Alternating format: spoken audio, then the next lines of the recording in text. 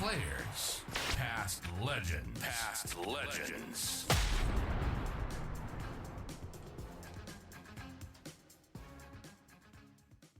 So he rang me in February and said, how would you feel about coming to Adelaide? We'll come over for a train and whatever. And I said, oh, yeah, why not? I knew a few of the guys. I knew Scotty Doreen was coming over, and we played together at Sydney. And Todd Davey was an ex-Swans under-19s boy and all that sort of stuff. And I knew Johnny Cunningham, Ann Harvey, Dale Fleming, just from underage and playing against each other all the way through. And so I came over, had one training session, absolutely loved it. And the boys were wonderful. I went back to Melbourne. And I was supposed to go on a camp with Sandringham. And I rang Andy Collins and said, look, Colo, I'm going to go to Adelaide. He wasn't too happy. And then obviously a few years later, he lobbed up coaching Westies. But, I moved over, probably expecting to be here for maybe 6 months, see how it went. And, mate, it's just a tick over 26 years now. I was going to say he's still here. Now, I would have been shot. I'd forgotten to do this, Pete. There is one moment when Robbie was playing for Sydney and he looks up and he sees a banner, Bob Neill, with NEIL on it. And he thinks, oh, that's nice that, I've got some support here and all that. But they could at least spell my bloody name correctly. And I admit I was ringing Denny Hansen. That's who I was talking to on the phone when I walked in, trying to remember if there was any others there. And he told me exactly where it was, and it was just a plain Bob Neill. And so he walks up to Scotty Robinson, and Scotty Robinson goes, hey, pal, it's nothing to do with you, mate. It's to do with the Adelaide Footy Club. He is a legend, not you, pal. So, yeah. Well, the other funny part about that, Mel, is that I mentioned Troy Gray. Troy worked at Sydney Uni, and he was doing a bit of bar work there. And the guy who managed the bar went to Adelaide Uni, and he had the Bob Neill songbook. Yes. So, and then I gave you one. There's a Bob Neill stand. I'm going, mate, I was just aware. Mate, I've got a fan club up on the eastern side, just in front of the Bill O'Reilly stand. Yeah. And he goes, nah. He said, mate, they're from Adelaide Uni. I'll show you. And he's brought out the Bob Neill songbook and had it. So I know you gave me a copy. Yeah, when you first started at Norwood, Yeah, I already had one, mate. I had one in 1994, so one of the first copies, I reckon. But that's how we got it. But Robbo, he was a Norwood boy previous to that, before going to Sturt when he got back. But he was a good mate of mine there. But he knew who Bob Neill was and told us all the Macca stories and all that sort of stuff. Yeah. So I had a good feel for the Norwood Footy Club before I actually moved over here. And I reckon you'd only been there because you came over. You immediately started working at the club, didn't you? So I thought, I'll blow this. I'll do the right thing. Go make the guy welcome, and walked in, introduced myself for about the first week. And you left that Bob Neill songbook, I reckon, on your desk the entire time you worked at Norwood too. Oh, yeah. We used to sing through it because Barry Solomon would come in and he'd have a look at it. And then you had Matt Suckling and Jared Keisha, just all the boys. We sort of educated them on the legend of Bob Neill. And to this day, I still haven't met Bob. I think we'd better organise that. Yeah. I had a Bob Neill shirt, Bob Neill 130 on it. And I had that. I reckon Johnny Kernahan might have given that to me, at one stage. But I had Bob Neill merchandise, all that sort of stuff, had the songbook, whatever, and still haven't met the great man. And there's been all these, mate, I thought he's like Mr. Snuffleupagus. So I reckon people had said, Bob Neill's going to be at the Havelock tonight. Yeah, no, as I'd be there, and he wouldn't be there, and all that sort of stuff. So fed all this crap, and still haven't met him, mate. So get it sorted. Well, I think the closest we've got is a photo of both of you holding my book, mate. That's probably the closest. The man, the myth, the legend. Yes. So okay. Well, you arrived at Norwood. Who did you play against in your first game, mate? First game was against West Adelaide in '98, and we played them at Westies. It got off to a pretty good start. In fact, my first two kicks for Norwood were goals, which was good, but we ended up getting done, unfortunately. We had a bit of a hangover in '98. It took us a while to get going. Some guys had some sort of injuries sort of over the pre-season, and probably the thing that I felt when I moved over here, because I didn't get here till sort of March '98.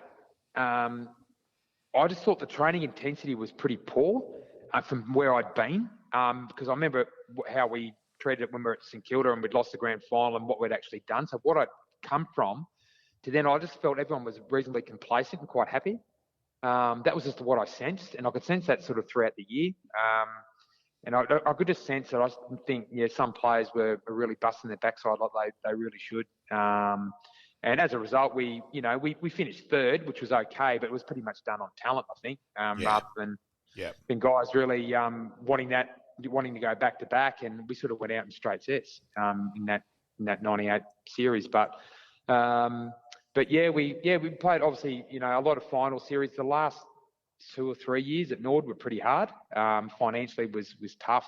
I was working at the club as well. I worked for as a development officer, but also then a game development coordinator as a sample employee inside the club. That's right. Then went on. I did all my studies in my degree in sports management and all that sort of stuff. So I studied while I was working towards the end of my footy career, and then when it was sort of time to finish up, which was end of 05, we were sort of in a position where I couldn't see us winning a premiership for a few years, and it was almost time for the younger fellas to take over and for the club to start to bring some good young talent in. So your coach, obviously, when you arrived in Norwood, was that Peter Rode? Peter Rode, yeah. Yep. And Rodey then went to the Bulldogs at the end of 99. Yeah. We played in the grand final against Port and got done by 8 points. It was a pretty close game. And then 99 Rodey went, and then Neville Roberts took over.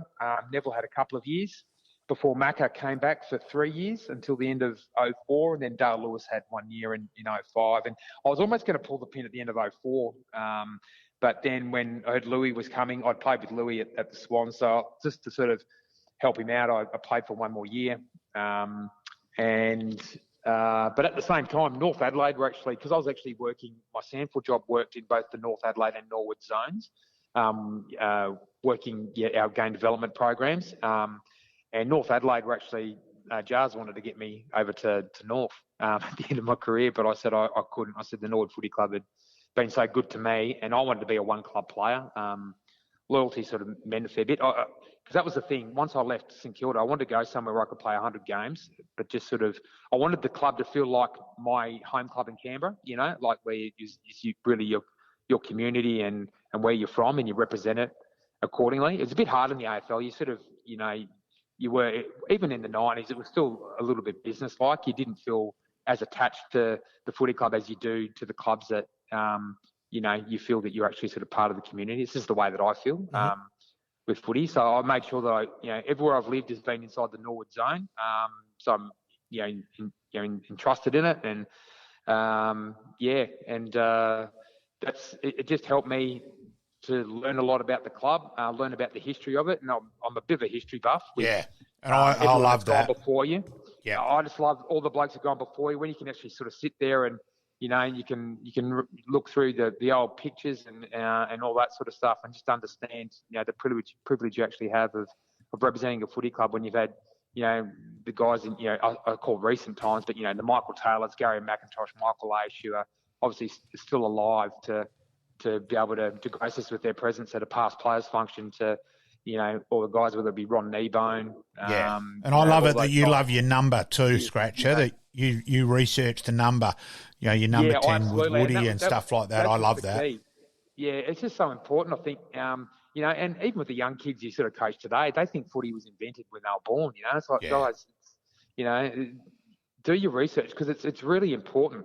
And the one thing where I learnt that too, Real Book, as I'll tell you, Dermot Brereton was unbelievable. Him and Richard Osborne, because when we'd fly interstate to play, we used to play little trivia games like on the plane and stuff like that. And, mate, they knew the names of blokes who might have only played 1 or 2 AFL games, because they used to sit there and read the footy record. Yeah. Like, you'd buy one on the way into the game, and they'd sit there and study it and just, where's everyone from, all that sort of stuff. They knew everything about everyone, and they were footy buffs. And I was a bit like that as a kid, but, when you had guys like that and they were guns, like Richard Osborne, he was a cracking player, and obviously played most of his footy for Fitzroy, where they were struggling, but he was a Victorian representative every day of the week. Yeah. And as was Derm, and Derm put his body through hell. But if it was good enough for them, mate, to understand the landscape and respect everyone who'd played the game, either with them or before them, it was certainly good enough for me. And Trevor Barker was another one, mate. When you talk about Gary McIntosh and loyalty, Trevor Barker was the equivalent. Yeah, same sort of thing. At St Kilda. Just the same mentality, different blokes. Barks is the pretty boy and all the rest of it, and Gary something different.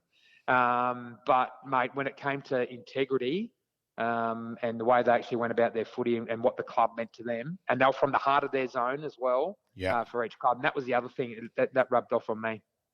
And 99, they're so close but so far. And what was it? I admit I never watched a GF that we lose ever again, so I've never watched 1 second of that again. Apart from, I must admit, I did check whether I thought Lenny Pascoe should have marked that ball, which bloody Tom Carr spoiled. That's about the only thing I've checked. Checked again. And you got seconded to North Adelaide last year for their reunion. So. No, that was a different year, though. That was the 18 one, Yeah, that was actually quite funny. I had to go to North, and as I'm driving there, Scratcher, I'm thinking, shit, I reckon it's the North 2018 reunion. And I get there, and of course that game's playing on the screen, so I'm turning the other way. And to Kari's and Serge's credit, they were then shitbagging me, and then I'm yelling out, get the 22 grand final on, get King's goal on, and Cameron Craig, who I'd coached, and that's going, piss off, I never want to see that again. So it was good barter, actually. But, the 99, so it was so close but so far. And I reckon you played mainly down back that year, Scratcher, too. Yeah, I did. I did. I played. I kicked 40-odd goals that year, but I was you went down back, the week before, I had a back injury going into the last game. Well, we had to beat South at Noarlunga to actually make the finals, to make the 5. And we beat them down there. And there was a host of us that were injured, and we got through. And I had a back spasm. Anyway, the following week, we played Sturt in the first final. I played down back. I reckon I'm like Stephen White. He's like 198 centimetres. Yeah. I'm 185. It was a little bit ridiculous. But played there, and then we played Glenelg, and I played on Ben McEntee, who ended up playing a little bit with us at Norwood as well. And he used to jump, and he's a bit of a live wire. So I sort of played on him just to keep him reasonably quiet. Then we played the prelim, and I was playing on Rob Hyman, and I went for a mark in the first quarter and landed on my ankle and did my ankle. And then it hurt a bit, and I got it strapped up at quarter time by Julie Knights, who was our physio at the time. So Julie strapped up my ankle at quarter time. Anyway, I've taken another mark in the second quarter and landed on it, and then Pies, I think, fell on me, and then he had his weight, and then I really did my ankle again. So I was actually done twice, and I thought I'd broken it, mainly because it was strapped up so tight and I was still able to roll it. I thought, oh, no, this is gone. And I felt a crack. I thought it was a crack. And anyway, I ended up getting taken off, and I thought, I'm done. And we ended up winning that prelim against the Eagles. It was pretty close. And I think Clemo might have kicked a goal reasonably late. Yeah, that's right. You did too. We ended up winning it. Yep. We ended up winning it. And I remember going to Sportsmed sort of before we had awards back at the club, had an X-ray, etc. And Chopper Verrill, our doctor, was able to say, nah, it's all good. Then Glenn Rosser said, rightio, I don't care whether you don't come to work this week. Get yourself right for next week, see how you go. Anyway, it was a grade 2. So usually this would probably be about a 6-week injury. Yep. So anyway, I stayed up for 2 days, didn't sleep really. Icing every 2 hours for 48 hours. Then I went down the beach every day. We used to use electric soda crystals at St Kilda. We used to have our Kenny Whiffen, who was our head trainer, used to have packets of it. And he used to put it in a stocking, dry, put it on your ankle. And it's like an osmosis. It draws all the fluid out. I did that every night for probably most of the week. Went to Julie Knights twice a day for physio. And at the same time we were going for physio, Jason Gillespie was getting done on his broken leg that he collided from with Sri Lanka. Yeah. Sri Lanka. So we're all in the physio at the same time this week. And Dizzy's in there getting worked on, and Julie, you're killing me, and swearing and carrying on. Then there's me, there's Harves has got a TENS machine on, there's Damien Nobbs sitting over there with something. Mate, it was like a crocodile farm, just sort of in Julie's little physio there in Dulwich, has had blokes lying around everywhere. She was taking about 6-7 clients at a time, just to get people through. Anyway, I knew by Wednesday the swelling was starting to come down, and that was the biggest problem. I knew by Wednesday I jogged 5 laps. I said, I'm going to get up. I said to Rhodey, I'm right. He said, are you sure you've got to train Friday and get through a fitness test? I said, throw it at me. So we did, and so I got through, and Brian Benke was the one that I had to take. And Banks had a pretty good 98 in particular, and he reinvented himself from a defender to a forward. Yeah. So Banks was pretty. He had a pretty good, I reckon, second semi, I reckon, and so I ended up having Banks. And what I had to do though was play an arm's length away from him, so he couldn't push off me because he was strong. But the other thing, I was just worried about my ankle, so I just kept my distance from him. And then when he'd go, I'd go at the same time and just made sure I made body contact on spoils and all that sort of stuff, and just had to defend angles reasonably well. I remember on memory. I played all right on the day. Didn't get much of the ball, but I had to defend. I knew what my job was, and to keep him quiet was always going to give us some sort of opportunity to win the game. And by memory, I reckon Halves and Sponge came into the game under big injury clouds as well. So we had got a few guys sort of to the line just. I don't think Scotty had played for 10 weeks. Yeah. I think he'd been out for a while. Yeah. We had blokes, who were really coming in. But, we played well, though. Port had a lot more injury, had a lot more scoring shots.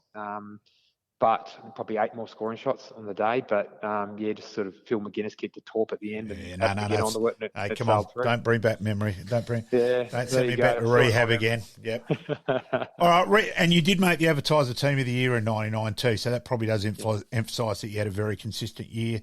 Then you did really play mainly up forward for Norwood after that. Leading goal kicker 5 times too, Scratcher, which is a fair effort.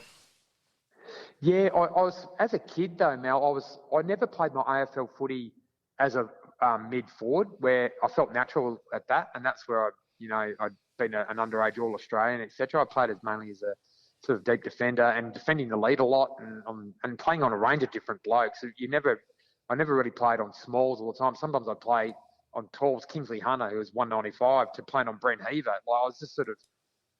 You're defending the crumb one week and then you're defending leads, and because it was quite a, spread oval back then, a lot of one-on-ones, it was high scoring and all that sort of stuff. So you developed a fair bit of anxiety playing as a defender back then.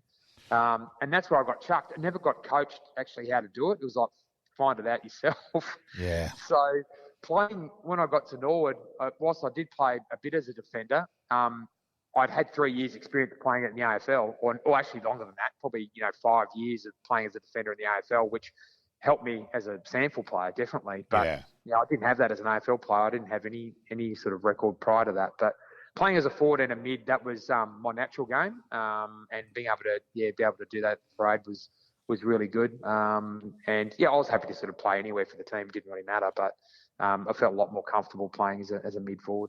Highlights for the 3 state games. They were good fun, yeah. One at the MCG against Victoria, that was good, 99. It's a curtain raiser to probably the last State of Origin game, I think. That's right, South Australia played against Victoria. And then we played 2 at Adelaide Oval, played against WA in 2000, and then the VFL again in 2001, which Brett Zorzi played for Victoria. Yeah, Zorzi played on a wing. Yeah, Zorba played in that. And then another guy called Johnny Giorgio, who played 1 year at Norwood. He played with me at St Kilda as well. So, played against Johnny. So it was always good fun when you play those state games. There's always all of us have played with someone from the opposition. They're always good to get back together and play those games. And they're different to other games. Like they're sort of not that physical, to be honest. Like everyone's trying to get the ball, and you know what I mean? Like it's reasonably free-flowing. Really wonderful nonetheless to be able to put on the red Guernsey and represent the SANFL. And of course, the major frustration not playing in a flag, Robbie. Yeah, it is. And it came close, a number of times. I lost 2 in Canberra as well at senior level. So with Eastlake, so it was very disappointing when you sort of look back on that. And there's guys who played in 4 and all that sort of stuff. So it would have been good now to have a little asterisk against my name there in the locker there at the Red Legs Club, but wasn't to be. But to be honest, all the friendships that you make. Yeah, that's the key thing. And I suppose your sense of belonging in the environment there that I'm lucky enough to still have, because I go back there quite a bit with watching. The girls play in the SANFL W and my state players that are playing. So I still go to the club quite a bit in my working capacity. But I always had a great sense of belonging at the club, having worked there, understand the workings of the place, and No, it's certainly my home, mate. More so than when I think about my club in Canberra. I've obviously haven't been there for a long time now, but Norwood is always been my home. It has been for 26 years, and will hopefully remain that way for the next 30, 40 years. I was impressed to see your daughter wearing the St Kilda clothing on Sunday. I reckon that's a fair effort on your behalf. Where I reckon a lot of guys would have had the shits quite rightly the way that ended, and that's I actually honestly thought of that on Sunday when I called out to you. I actually thought that's a fair. That's I reckon that's a testament to you as well, mate. To you and your better half. Had I had her at age 24, 25, might have been a different story. But when you think back, you reflect, and a lot of water goes under the bridge then. But I'll tell you a story. She actually went for Fremantle. So she used to like the colour purple when she was little. So she started following the Dockers, and then she got to about 10 and goes, "Why the hell am I going for Fremantle?" And then she started taking a bit of an interest because she can actually, she's googling and searching, and she'd look at games and.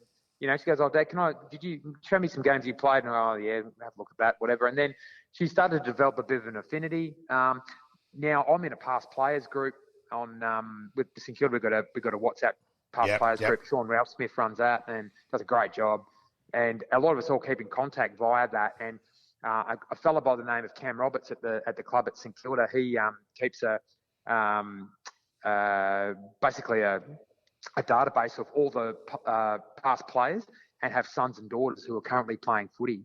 So Kira's on that. She plays footy at Hectorville. She's playing for the Hounds. I thought she was Hectorville. Yep. She's not bad. She can snap a footy too, book. So might be doing that in the Norwood under 15s in a couple of years. Good to hear. So she's not too bad. She has a minor snap. Nothing wrong with that. Like her old man there. Nothing wrong with that. But no, look, I just thought, she's got a bit of an affinity, and as a young kid now who's starting to embrace the game, she really loves her footy.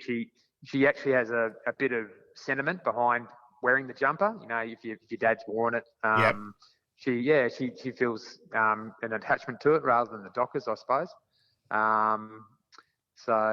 Perhaps if she knew James Aish and knew him when I was coaching him, she might feel a bit different about the Dockers. Who knows? But no, she likes it. She gets a lot of correspondence. She's a junior member, so I'm glad that she's got a vested interest in the Saints. Absolutely, mate. We know that, and I know Rulebook's itching to ask you about your development stuff with the SNFL. But you finish up football at Norwood, and what was your role leading towards obviously the development stuff with the SNFL? You did some underage stuff.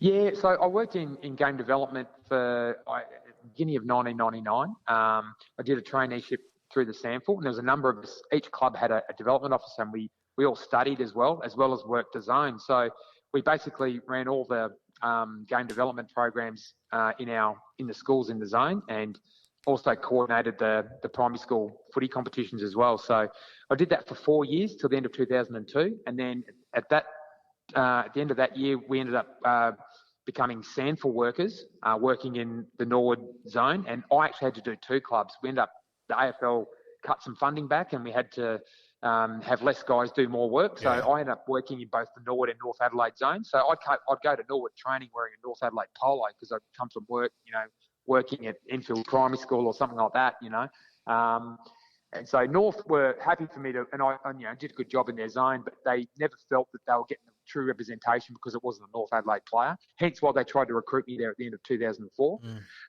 so they could get their player and have the guy work in their zone as well. So James Moore was a little bit sly back in those days, him and Jars. But anyway, So my studies I was able to study whilst I was working as well. As I said, I worked in game development until about the end of 2009. And then I was actually made redundant at the SANFL, and then had sort of nowhere to go. And about 3 weeks prior to that, Nathan Bassett had wanted me to come back to Norwood as the development manager under David Odie, who was our talent manager, coach the under-16s, but look after all the development squads. And I said, look, I've just re-signed with South Adelaide to coach their under-18s. 3 weeks later, I get made redundant. So I rang Oates, David Odie, back and said, Oates, is that job still going that Bass rang me about? He said, yeah, it is.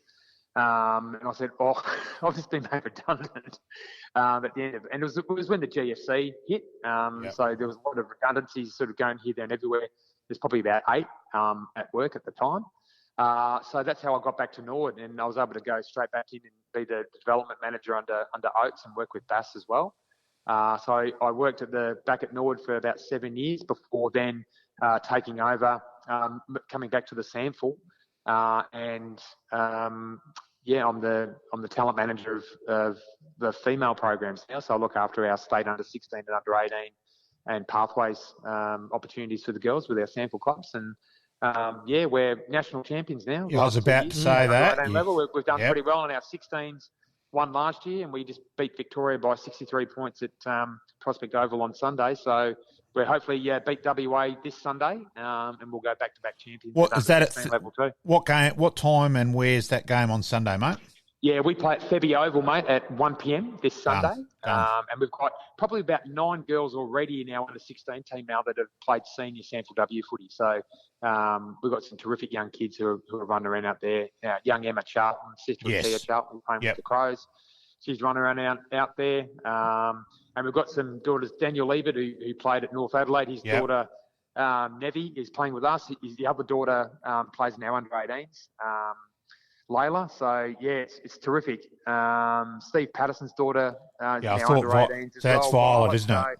It's good fun, mate. It's a little bit of a reunion, with a lot of the guys. And Timmy Weatherall coached our state team for 3 years, sort of prior to that too. So no, it's been wonderful, mate. And the kids are getting better each year. And I don't really work a day, to be honest. This is it's a real passion of mine, and and just making sure that the girls get a really good opportunity and the pathway further develops for them.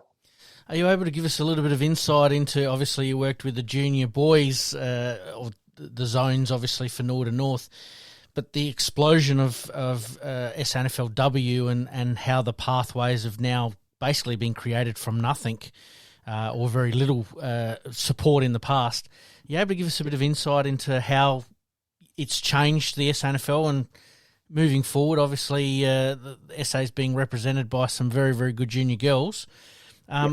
Obviously, we've got a lot to look forward to with them progressing through to the AFL, but it's probably that next level behind them that's important. And, just give us some insight into your role there.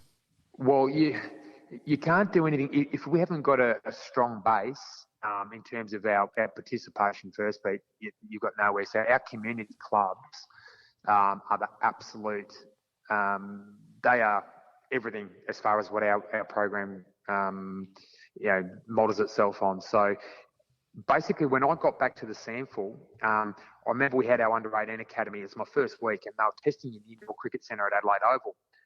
And I said to my work colleague, Emma McPherson, who I'd known Emma since she was 18 when she started with us at Sample in about 2008. This is 2017, so she's, mid to late 20s by this time. And I said, Emma, and we got on really well. And I said, how do these girls actually get here? Mm-hmm. She said, I just put out a link and put it on social media and all this sort of stuff, and players just come and try out and for our state team. I said, right. I said, are our best players here testing? And she said, no. And I said, why not? She said, well, they know they're going to get in, so they don't need to come. They just don't come. I said, right, things are changing. So what we ended up doing is basically implementing our structure with our boys. So what happens is that our Sample clubs, all of our state players have to come via their Sample club, and they need to come from their zone, be nominated by the community clubs through to their Sample club, and it's based on your residential where you live. If you live in a particular zone, you're nominated by your community club to go into your Sample club, and then you come into our state program there. Not coming from other sports, jumping sideways and all the rest of it. We wanted to make a football culture. And whilst you do get some cross-coders, anyone who said, look, I'm really keen to play, I'm a talented athlete, good. Where do you live? Go to your Sample club. Start playing footy and then get nominated. So we had to really work on that and make sure those pathways were well defined. And I could probably tell from about the end of 2017, end of 2018, we had a wave of really talented players, but they're only little. They're only under 13 and playing in the under 14 sort of competition. Some of them were 12. So I'm talking Hannah Ewings, who now playing for Port Adelaide, that sort of Matilda Schultz, Those Lauren Young, they were the kids I'm talking about. Mm-hmm. And I could see these kids thinking, wow, we've got some pretty good talent coming through. I'll keep this quiet on Victoria, and we'll just, we had to be an allies with Tasmania and the NT for a little while until we were strong enough to go standalone. We got to that stage in 2021, and then we played one game, lost two tight games with Timmy Weatherall at the helm, and then Timmy took us to win the title in 2022. Which was brilliant. We're undefeated, and then we're undefeated last year. Jason Rippett coached, and we're undefeated last year as well. So we've come from this, being an allies with NT and Tassie to then standalone and then being national champions. And it's come from the numbers that are playing in community football and the clubs giving the kids the opportunity to play somewhere near where they live, to then the best players being pushed through to the talent squads at our SANFL clubs, and then the cream of the crop come through to our state programs. And it's worked really well. And the other thing it's been great too is that so many of the junior kids, if they weren't drafted in their 18th year, and a lot of them aren't ready, they're not like the boys, they're not ready in their 18th year, remain at their SANFL clubs to play there, and they've developed a real affinity with playing there. And, a lot of the clubs now have got a really strong, healthy base of players between, 19 and 23 now. And a lot of them have been through the underage programs first, and then, are playing, 50 games for their SANFL clubs now, which is great. Are you surprised with the amount of take-up of women's football as a talent manager? No, not really. Because I'll tell you what, Pete, when I was a kid, my sister is a fanatical football supporter. Like she hasn't got an athletic bone in her body, but love footy. And my mum, and I used to sit there going, why do women love footy? I'm sure you could probably have a pervert that blokes, wearing tight shorts or whatever, but it goes beyond that. Let's face it. They sit there, and they can watch 5 games. My mum can sit there and watch every game. And so can my sister. And I'm sitting there, why do they love footy so much if they don't play it or girls don't play it? It was interesting. So I've always, even when I was in game development, the best phone calls I got was a mum ringing me up saying, what have you done to my daughter? She wants to do Auskick. And she's 5. She's never been interested in footy in my life. And then, one day, there's going to be an opportunity for players. I don't know when. But, I want 100% of the community to be able to play this great game. And now now those girls, and most of them, they're pretty robust. Like the athlete that we're producing now, because they've played a lot longer than the ones that we sort of, when in 2017 we inherited a lot of players, especially from the community, but they spend a lot of their time just because of lack of opportunity in other sports. But now the kids who have started, my daughter Kira, she's 12, but this is her 4th year of playing. She did Auskick since she was 5, so she's quite natural now in her movement, and she sees the game differently to what girls would have 10, 15 years ago. And a lot of these kids now are coming in with a really good base skill level, but also got the ability to be able to protect themselves on the it's funny, not leave themselves open and vulnerable. Honestly, collecting ground balls, etc. That's exactly what I was thinking, and that was the scary thing. When it first started, the girls just left themselves wide open, and you were nervous as all buggery and holding your breath at stages. And that included at AFLW, where they just left themselves so wide open, where girls hadn't learned the instinctive thing, what you first do as a kid to turn to protect yourself. That's another open can of worms after the Peter Wright suspension scratcher. But, just the instinctive thing, and it is. The girls are now more turning and protecting themselves. Still a long way to go, but it's getting there. Yeah, absolutely. And, we're only, we'll probably use 2017 as the marker, because that's when our SANFL competition commenced, and we're able to start to implement our underage programs at our SANFL clubs, and AFLW commenced as well. So use that as a marker. We've come a fair way. We've ticked a lot of boxes along the way, but now there's still so much more to do. We need to get another underage competition underpinning the development league. But with that, we've only just started an under-14 boys comp too, which is 7 rounds at this time of year too. We really need extra ovals, and that's part of our strat plan at the SANFL is to have every club to have 2 operational ovals But they've got to train as well. We need umpires, coaches. So it's a healthy logistical problem. But it's still difficult at the same time, to be able to create quality programs for all participants to make sure that they're not sort of feeling cheated. You have the haves and the have-nots. You don't want that sort of happening within your footy club. So still plenty to do, mate, particularly in my space, which is good, mate, because I come to work every day knowing that there's so much more to do to be able to to give these players every opportunity. All right. To finish up. Yep, we'll get you out of here on this one, mate. Yep. Give us the 3 best players you've played with and against. Oh, played with. Does that mean only just one game? No. Oh, well, whatever. Go whatever direction you want to go. Go whatever way you want to go. I would. Oh God. And you know what? I sort of think about this, and I've played with. If I was to pick a team, the names on it is actually that I played with once. Yeah. But at least once. You sort of go far out. That's one of the greatest teams of all time. So I'm talking Wayne Carey in State of Origin footy. I played underage state footy with James Hird as well. Hird, he was a ripper, but he was actually quite small as a kid. Yeah. He grew a bit once he got to Essendon.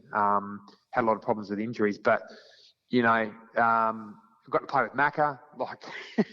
It's an unbelievable players. Stuart Lowe, but I'd say having spent a fair bit of time with, I would say Rob Harvey was unbelievable the way he played, and just high quality each week.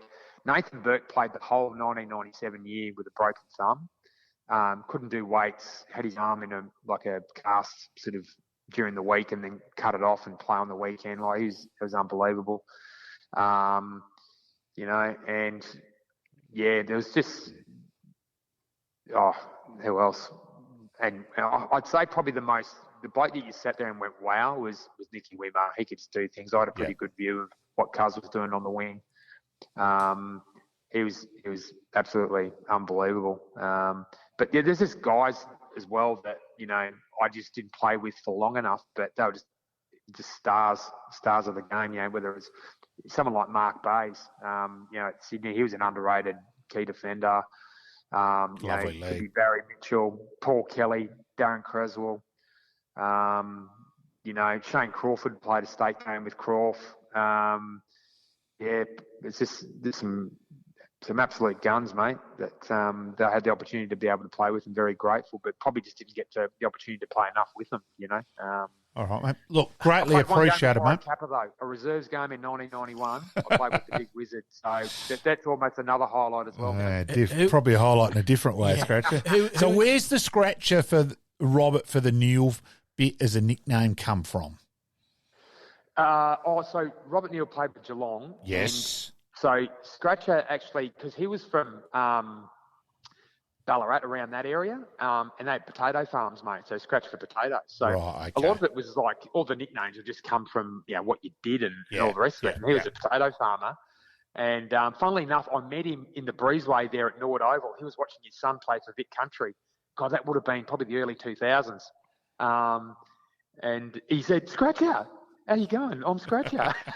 To me, so he did my nickname with that too. So he played at St Kilda as well before me, and that's how all the boys at St Kilda called me Scratcher straight away, because I actually didn't have to tell them my nickname. Everywhere I've gone, I haven't had to tell anyone my nickname. They just call me that. They knew who Scratcher Neill was. So so the boys at St Kilda who actually played with Scratcher, and his last couple of years as and Rob Harvey, Berkey, and David Grant and Tim Pekin and all those guys, and Stewie Lowe and Spud Frawley, they just called me Scratcher straight away. I didn't have to tell them that was my nickname. It was sort of, naturally evolved, mate. Fair enough. Easy. Hey, greatly appreciated, mate. I certainly knew we'd talk for more than half an hour too. Thanks, mate. Thanks, mate. And we could keep going. Yeah, exactly. Thank you. I'm glad that I gave the better half a laugh on the weekend going past the scoreboard as well, mate. So thanks, mate. Did a great job, mate. Fantastic. It's good for the Saints to have a win. Greatly appreciate it. See you, mate. Beauty, Val. Take See care. you, mate. Bye.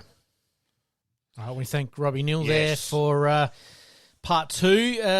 Fantastic to have him talk about the SNFLW women's program and how that's all structured and how the the players are progressing through and the base is getting bigger.